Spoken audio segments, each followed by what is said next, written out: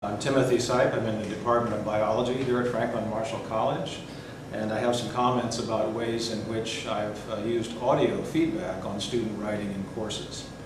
About 10 years ago, I realized, like many faculty do, that in my commitment to guiding students to become better writers, I was writing too much on their papers. There's a very strong tendency for those of us who try to teach good writing skills to put lots and lots of comments on their papers, to line edit, to make lots of suggestions about changes in wording as well as improvements in grammar and syntax and so forth.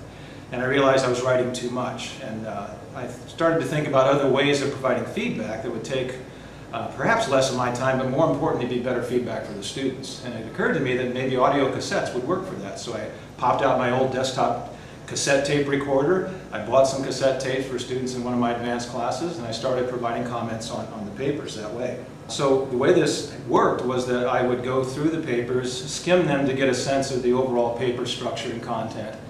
And then I would come back through, and in addition to the occasional written comment, I would put a number in the margin and a circle around it, numbered sequentially throughout the paper, 1 through 20 or 30 or 40, how many ever comments there were.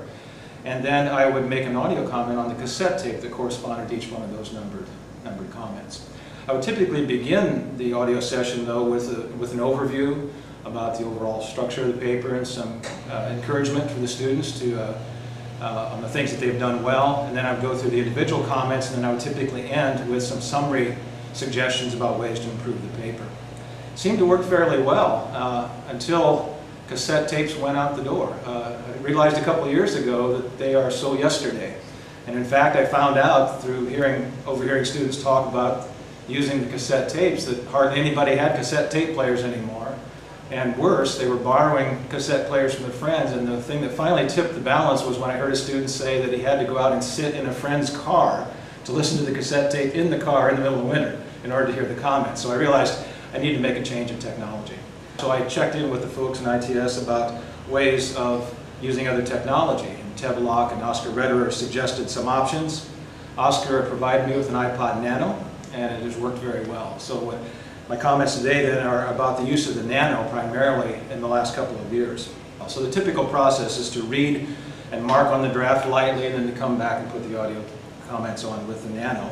Then I can email the file individually to students such that they get it in their own inboxes and can access that directly, and so that they can play it on any other kind of electronic media player that they have. The benefits of this seem to be numerous, and that's one of the reasons I've stayed with this idea of providing audio comments for many years now. Overall, I can provide more feedback and more effective feedback at the same time. There's also a personal touch. My voice actually coming across, even though I'm a disembodied voice, is much different apparently than just comments on paper.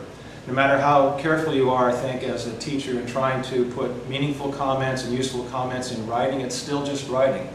And so when the students hear my voice on the audio tape, it seems to make a connection that they really value. My handwriting has not improved with age, and so there are fewer issues with legibility in terms of what I write on the papers. I can actually provide more flexible, suggestive feedback rather than line editing and making all the suggestions. As many faculty have discovered, if you make a specific suggestion, say for a change in wording, students will often simply substitute what you recommend for what they have written because they assume naturally that that's what I want. So why not just plug it in? But there may not be much thinking going on about why that's a better use of language or a better structure. And so this way, with the audio comments, instead of just writing what I think could be a good substitution, I can suggest this way to think about it or that way, and I can put it back into the hands and minds of the students about wrestling with better ways to say what they want to say. In the future, I've thought about using some short video clips, not to provide feedback on papers, but to use the iPod Nano for small video clips for demonstrations for what to do in laboratory or in the field, and therefore expanding the use of this particular tool in order to improve the work in the courses.